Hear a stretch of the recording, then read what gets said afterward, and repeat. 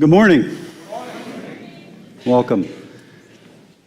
I'm Doc from Three Crosses Trails in Muskoka, and most of you probably know me just as Steve's fishing buddy, Jeff. You know, the one who Steve implies catches the smaller muskie. But you know, he does neglect to tell you that I taught him 10% of what he knows about fishing. It's true. Steve's way more avid than me, but we love it. I'm here this morning to share a bit about Three Crosses. And this evening at 6:30 right here, we're hosting a dessert information session. And we've got the Martin Brothers Collective playing music. It's great music. I've actually got my whole board here, the board of Three Crosses. You can meet them. We've got yummy desserts that'll be available. We've got great music and testimonies, which are the best. And our purpose tonight, just so you know, is to celebrate what God has done and to encourage people to pray, to serve, to give, and to go to Three Crosses Trails in the coming year. Three Crosses is a ministry that has deep, life-changing impact in the lives of the believers who come. Please accept this as my personal invite to you, and I look forward to seeing you tonight. 6:30 is when it all starts. If you want dessert, 6:30. On April 14th, I got into my quiet time chair, and I got in there with a little anxiety, and I was thinking, I don't know what to do for this May 4th service, this thing at Gateway, and I knew one thing. I knew I needed the Lord's leading, and actually that's why I was in my quiet time chair in the first place. And I started to journal and pray, just like I normally do. And actually, I realized that all of my messages or teachings these days begin in my prayer journal. It's just how the Lord has led me along. I guess you might say that things are birthed there as I meet with the Lord. And then I realized, actually, it's probably not the best imagery, because my wife tells me quite often that I have no idea what birthing is like for you women. Okay, so here's what I wrote on April 14th. It's pretty raw and rough. It's just from my journal. Before I get there, I just want to give you a little context. One of our daughters, Sophie, had emergency spinal surgery about a year ago, and she's recovering. I want to thank you. Many of you have been praying and supporting her, me and my family, and we cannot express how much it is, those prayers have meant to us. Sophie's doing great. Actually, I'm going to call her to come up here. She's going to help me with a reading a little later. Yeah, I do also want to mention one other piece of context is important. I have two daughters, not just one. I have Phoebe. She's over in the UK, and there's a job there, and there's kind of a boy there. Stuff, I don't know. Anyways, it's just context, okay? So here's a prayer journal glimpse, April 14th, 2025. Okay, Lord, I'm here. Here I am. I often say that. Here I am. Let's start. Let's start with thanking you, Lord, for Sophie dancing yesterday. Dancing and hopping and skipping in a puddle. She couldn't do that last month. Yeah, that's nice. Yeah. Oh, thank you. They had been out with the dogs. They were in these boots, and there was this big puddle, and just dancing and just for joy. And she really couldn't do that a month before. So there's progress, wonderful progress. Thank you. So as you guys went like that, in my journal, I went, fantastic, Lord, right? Same thing. Fantastic, Lord. Let her progress, Lord. Please, let her regain all her feeling, Lord. Please, Lord, I don't know what your plan is. I don't know what your plan is in this, Lord, but you know my heart in this. So please, Lord, please, restoration and complete healing for Sophie girl. And then, Lord, help Phoebe in England. Please, settle her in and keep her safe, Lord. Help her and allow for her to find a man to marry, Lord. Same for Sophie. If you're a father, you know, you got daughters, you know these prayers. Godly men, Lord. Lord, men that love you, Lord. And then I said, Lord, heal my own heart. I feel so much tightness these days. I surrender to you, Lord. Help me to be strong in my offerings. Lord, I need you. Lord, help me with the Gateway message. Lord, help me to think and feel and see things clearly, Lord. You gave me a lucid moment last night. It was one where I felt like I was free to do what I wanted, outside of serving you, of course, But the sense was that I did not need to have fear anymore, that maybe I could begin to relax and enjoy life, like we have enough, and we do. We do. Lord, bless Dave and Jacqueline, and thank you for Alini and Spencer, another couple. Thank you. They're so nice. They are a nice couple. And thank you for Sean and Stacy. And Lord, thank you for the board and my family and my wife. And oh, Lord, help me to see clearly. And then I came to this point, I'm going to speak, Lord, for your servant is listening. I await your leading. And so at this point, I'm waiting for great things. And the Lord says, Jeff, just write. Just keep writing. Let us write. I'm with you. Try. And so the sense he gave me was that just to start writing, not a lot of thinking. And so I started to continue to pray and to write. And this is what I wrote to you all as I listened to the Spirit within. So it went like this. Well, what can I tell you about Three Crosses? What does the Lord want to reveal to you about Three Crosses? Well, Three Crosses is all about helping people encounter God and learn to hear him whisper into their hearts and into their minds and into their souls, their very being, through the indwelling Spirit. And we've been serving believers this way since 2011, and the fruit has been wonderful. So many people experiencing significant change in their walk with the Lord. You have been so good, Lord. Remember, I'm still in my journal here, right? I write, please help me, but root me in a Bible story. Like I'm saying, I don't know what else to say at this point. I mean, I gave that little intro and I didn't know where else to go. And so I'm like, Lord, put me in a scriptures or a Bible story. I often do that. Root me there. And so right away, it came so clear to me. It was like the story of Samuel sleeping in the tabernacle. The story of Samuel sleeping in, and I was like, now this is not an entirely new thought because I've been reflecting on that a month previous, but this morning it was so far from my mind, and when the Lord brought it right before me and said it, I knew that it was right. I felt him affirm the leading at the time that he said it in my quiet time chair then, and then as I pulled the story up, I'll just cut and paste it right into my journal on my computer, and I started to read it. I'm like, this is it. This is right. This is a great story you're in for this morning. He's rooted us in a wonderful story. It's found in 1 Samuel chapter 1. So if you need a Bible, you just have to kind of put your hand up, and there's people coming down each aisle and they'll get you a Bible. We'll have some of the scriptures up, and Sophie's going to come up. And this is Sophie, and she's going to come up and help me read.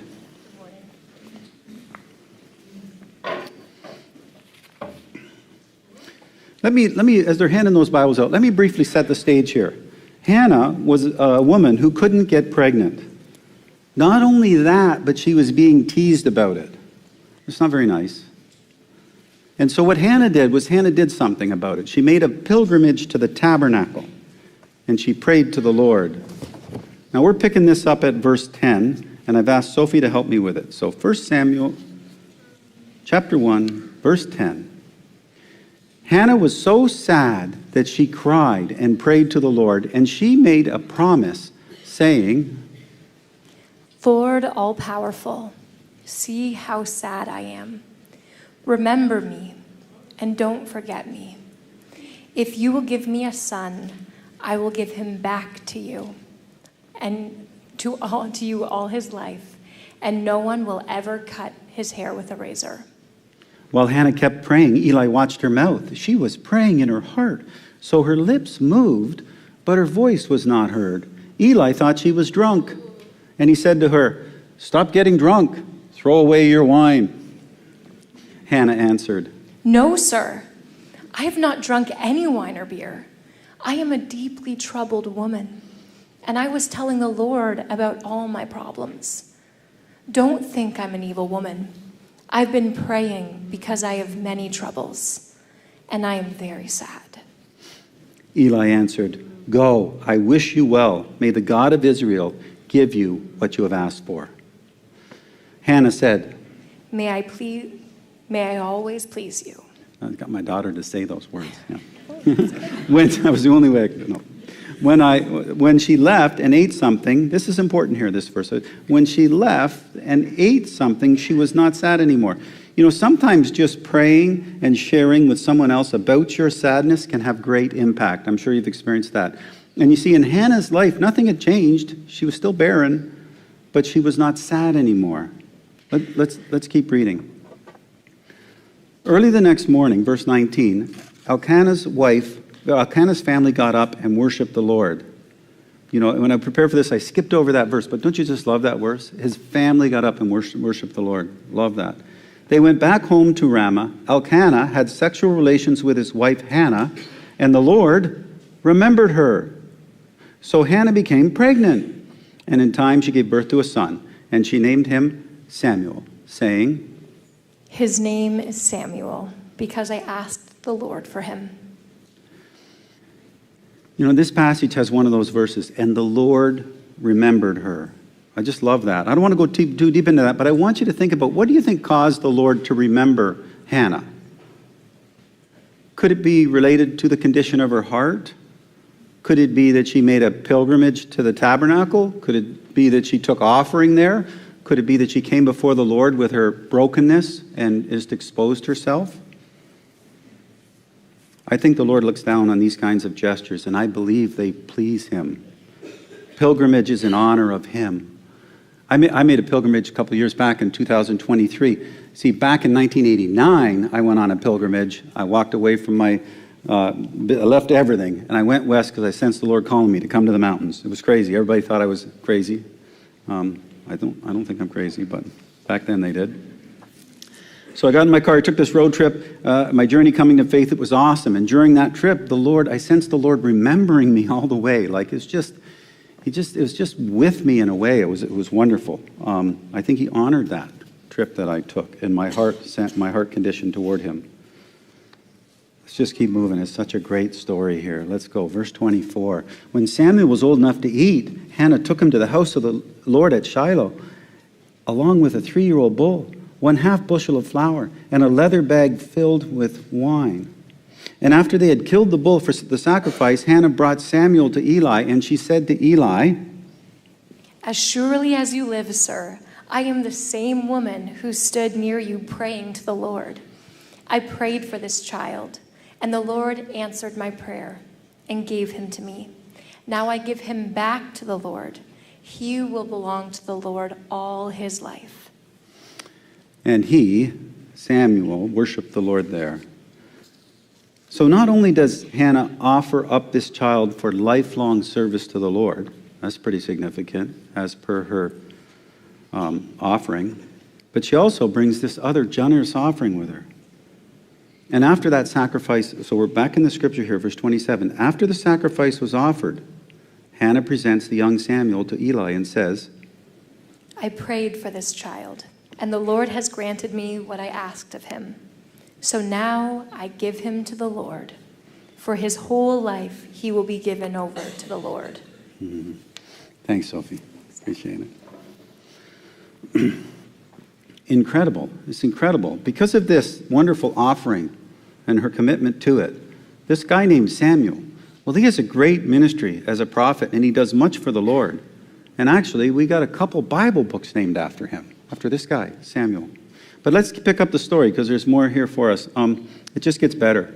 So now Samuel's a little older. I'm going to skip over chapter 2. There's a beautiful prayer of Hannah in chapter 2. I suggest you read it. Not now, but read it. And a couple other things in that chapter. But we're going to chapter 3, verse 1 right now. The boy Samuel, verse 1, the boy Samuel ministered before the Lord under Eli. In those days, the word of the Lord was rare. There were not many visions. You know, I love it when you come to a verse in the Bible that grabs you and it stops you and you have to read it again and maybe again and again, you know. This is one of those verses. In those days, the word of the Lord was rare. And there were not many visions. This does seem to imply that this is not a good thing.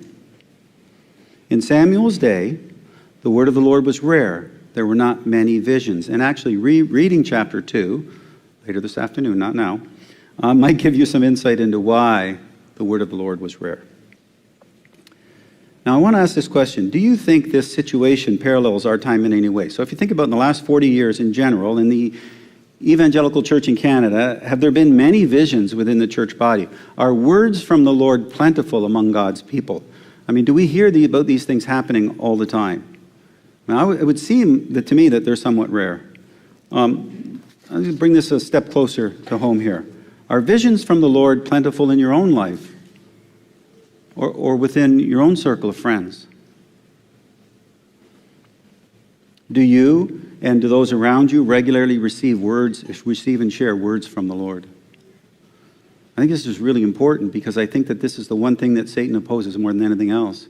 He does not want people hearing from God in any way through visions or through words. He wants God's people cut off from God. He wants them easy, because they're just easy prey when you're cut off from the Lord and not hearing him. I mean, this is why it was so important for Jesus to die for our sins and send the Spirit. We hear through the indwelling Spirit. So are you cut off from hearing from God? I'll admit that's a tough question. And maybe it's a hard one to swallow. But it needs to be asked. Is the word of the Lord rare in your life? Maybe I should first qualify what I mean by the word of the Lord, or what the word of the Lord means. Because I happen to know this because it was a central part of my doctoral work down at Tyndale.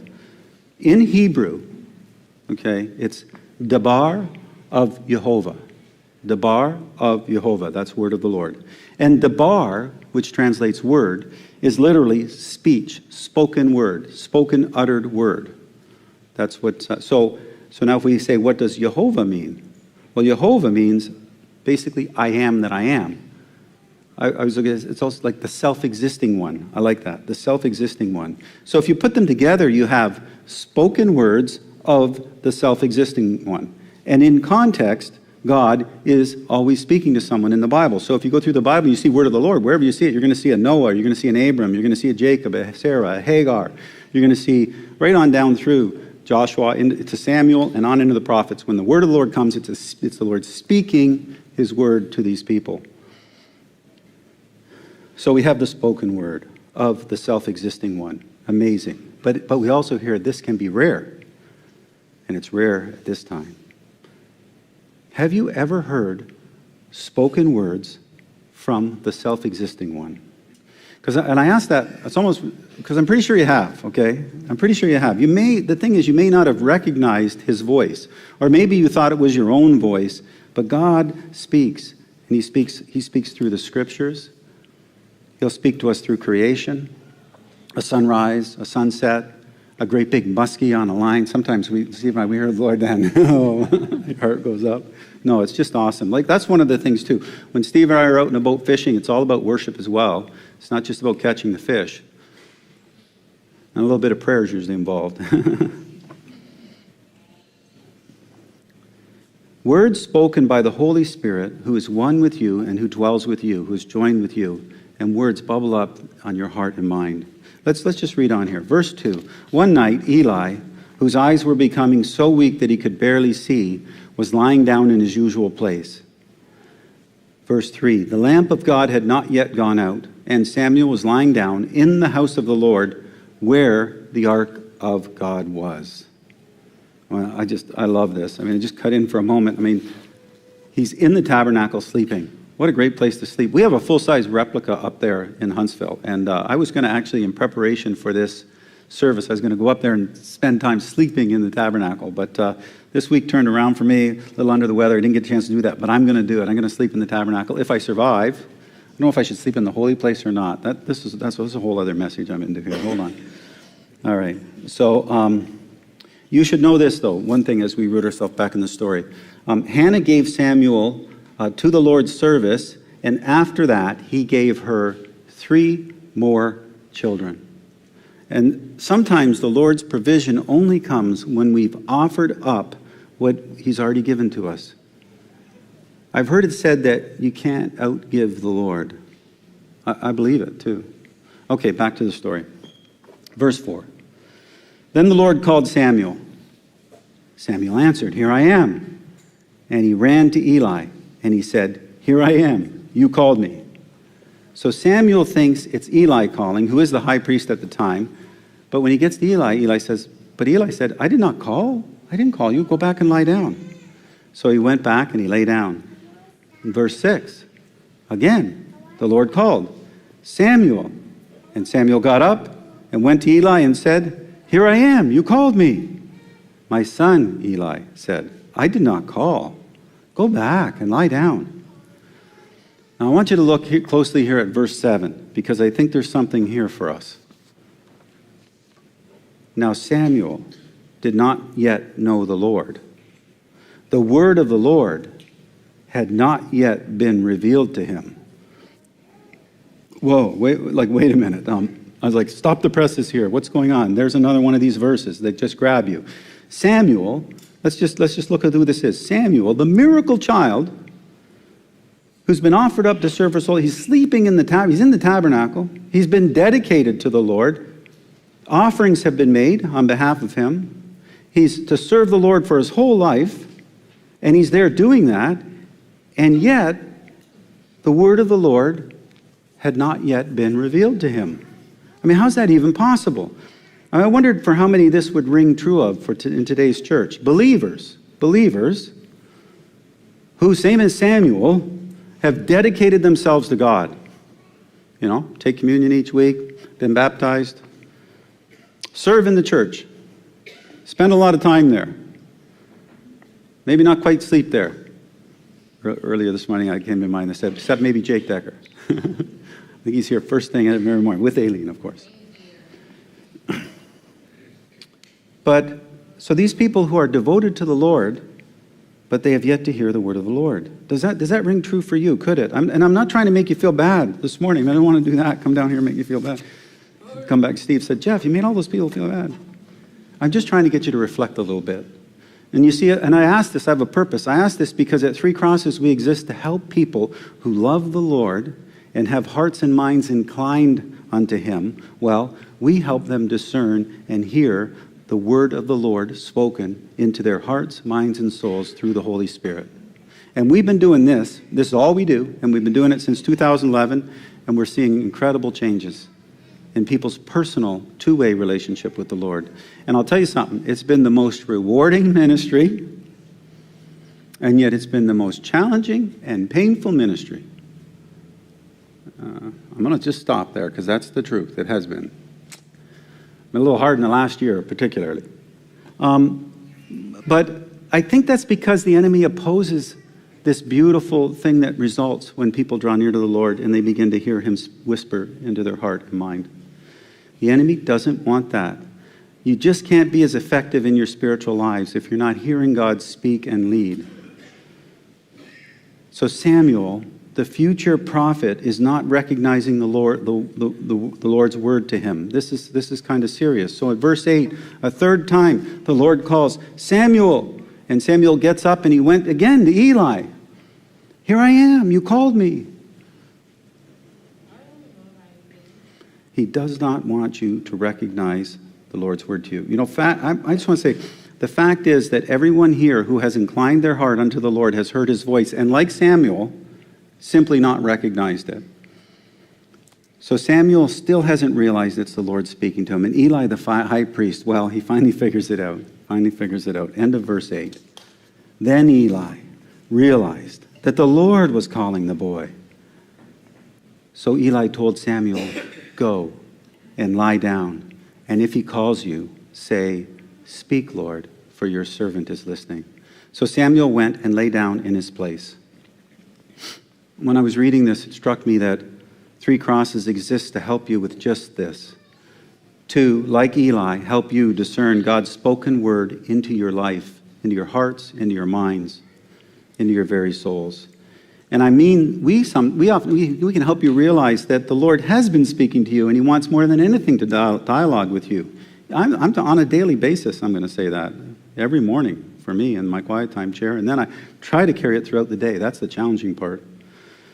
And then once we kind of equip you to know what this is all about in the scriptures, then we help you experience this out in the midst of green space, rooted in stories from the Bible. And then even right in a full-size tabernacle. I mentioned that earlier itself. I think we got a picture coming up of that, with a full-size with all the furnishings. And but we also give you tools. We give you tools to help and discern what's from the Lord, what's from the enemy, what comes from the world, and what's of your own flesh. Because in your own mind and in your head, there are many voices that speak. Satan's alive and well speaking there a lot of times.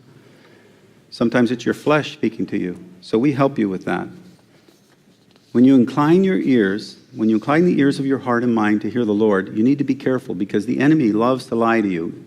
If you start listening, he's going to try to lie to you, so you need to do it in a safe way. He loves to masquerade as an angel of light. So at Three Crosses, this is what we do. We help you to test and discern and do this in a safe way. Open yourself up to the incredible leading of God's Spirit. Okay, here we go. Verse 10. Oh, I like this one. Really like this one. The Lord came and stood there, calling as at other times, Samuel, Samuel. And then Samuel said, speak, for your servant is listening. I love the way this is put. Sometimes you glance over this powerful stuff. I'm gonna read something here. Did you notice this? Then the Lord came and stood there. You guys see that? Almost like that. Showing hands that everyone kind of picked up. Because I missed it the first time. It was when my wife was reading it back to me. I'm like, oh, whoa, look at that. The Lord came and stood there.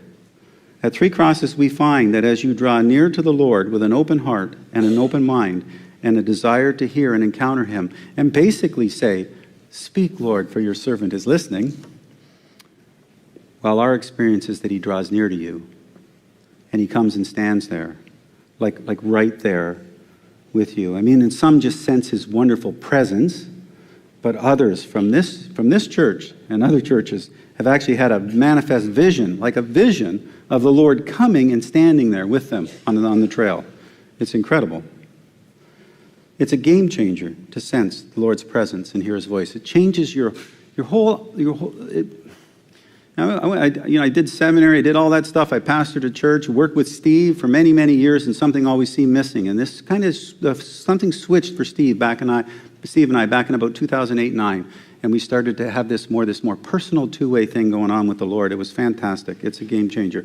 Oddly enough, the first one to put it this way, a game changer, was our former president, Dave Hearn. He said, my time at Three Crosses was a game changer. And so if you come back tonight at 6:30, you'll see we got a short video of Dave Hearn talking about his experience at Three Crosses. Now, let me be clear. I just want to say that it's nothing about Three Crosses. It's nothing about me. It's nothing about the property, the sacred spaces where you sit on the benches. That all these things that's not what makes it a game changer. It's only because the Lord does a mighty work in the hearts and minds and souls of those who come hungry and thirsty for the Lord. And this is the important part. You can't come to Three Crosses to assess it or to judge it. People are coming these days just because they're hungry and they're thirsty for a word from the Lord, from a spoken word from the Lord. They're so hungry. And the Lord doesn't disappoint. I mentioned Ed Cox, a longtime volunteer up at Three Crosses. His favorite saying was, well, the Lord's still batting through 1,000 at Three Crosses. And what he meant by that is that the people that come, God shows up for them. Verse 19. I'm going to finish off this story. The Lord was with Samuel as he grew up, and he let none of his words fall to the ground. And all Israel from Dan to Beersheba recognized that Samuel was attested as a prophet of the Lord. There's a big swing here, isn't it, eh? Once you start hearing from the Lord. The Lord continued to appear at Shiloh. Oh, that's good. And there he revealed himself to Samuel through his spoken word, his debar. I want to know, how would you like that to be said of you? And the Lord was with, and put your name in there. I was using names last service. And the Lord was with Charlie. I'm going to use Charlie this service. And he grew up and he let none of his words fall to the ground. And all of their friends in Caledonia recognized that Jacqueline was a child of the Lord. But put your name in there. I hope that this also continues to ring true for Three Crosses, that the Lord continues to appear at Three Crosses and reveal himself to all who came with open hearts. When I came to faith in 1989, it cost me everything. I walked away from businesses. I sold my prized possession. I just kind of I love saying this. A 1970 Dodge Challenger RT 440 Magnum six-pack. Most of the guys should know what I'm talking about here. And we go, ooh, that's a Tim the Toolman Taylor type thing. Anyways, I sold that car. I don't have it anymore. So But in 1989, I left on a pilgrimage to seek and hear from God. And God met me in dramatic ways, and I would say supernatural ways. And it was incredible. And I received the Lord, and I was born again of the Spirit. And the Word was not rare as I began my walk. But then I came back and I got into the church in the 90s, and I found that the Word of the Lord was rare in the church in those days. But what I want to say to you is that at Three Crosses, over the last 12 years, the Word of the Lord has not been rare. And there have been many visions. And I mean many people will attest to this. And many of them are right here in this church. Because as I say, we've been doing this for 12 years. We've been doing it for 12 years with you guys. You were one of the first groups back in 2011, 12. So what we're going to do is we're going to just hear from a couple of your people now sharing about their experience at Three Crosses. I went up to Three Crosses with an awesome group of women. I didn't really expect or anticipate big things happening. I kind of went into it a little bit worried that I wasn't sure if I was going to experience the Lord's voice or what was going to happen. Pretty much I arrived at the lower Three Crosses, and I just was like super overwhelmed and excited that I just started yelling woohoo, like with my arms up in the air. Because I was just like, yeah, so on fire for the Lord in that moment. And then that quickly turned like super fast to me sitting on the bench and Jeff giving me prompts to think about certain things. I went to Three Crosses in July, had really good conversation with everyone, got closer to God, had an amazing walk, lots of fun surprises up there, and just great community with each other, I would say is my experience. You're grounding yourself with nature to spend time with our Lord. And it is such a light and emotional experience. I can say for myself, I wept many a time, but it was wonderful. It's relaxing. It's not, a hard climb in any way, shape, or form. There's lots of stopping on the way just to sit and be at peace. And I was given the gift of forgiveness and at the same time, forgiving. And I didn't expect that. When I went to Three Crosses, I didn't know what to expect. We go up with the guys, and right before I get there, I'm doing the reading that you're supposed to do beforehand. And as I'm reading this, I'm learning about, hearing the voice of God. And before I even got through, I didn't even read all of it. And God started speaking to me as we're in the car, probably 10, 15 minutes out. And God spoke to me. I want you to pay attention to what's going on this weekend, because what I reveal to you this weekend will be true, and it will be an anchor point that you can refer back to in the future. What I realized after Three Crosses is that, do you absolutely need to go on a retreat in order to encounter God's presence? No. But the thing is for me, it took going to Three Crosses and having that experience away from everything, having that peace, no distractions, literally no distractions. It took that for me to then realize that I can encounter the love of God and the presence of God just when I'm at home or driving or whenever. But I first learned that at Three Crosses, and that has been, like I mentioned, like a hinge point in my life where I have a reference point to refer back to. I can truly say that Three Crosses definitely gives you the opportunity to figure out who you are with God, your identity with God. And that's what it was for me. It's 100% worth it. I'm going to be going back there again. It's such an incredible experience. I was nervous before, and now I want to do it every single year. So it's incredible.